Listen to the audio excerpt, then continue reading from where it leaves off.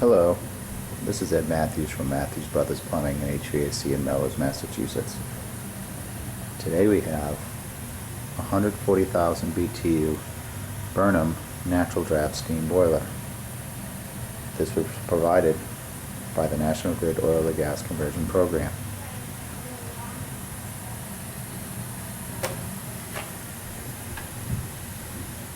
This is vented up the chimney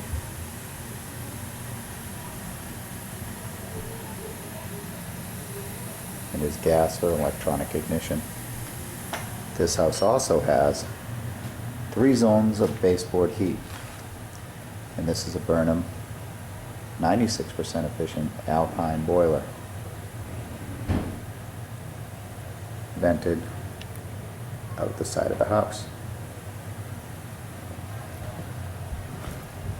There is also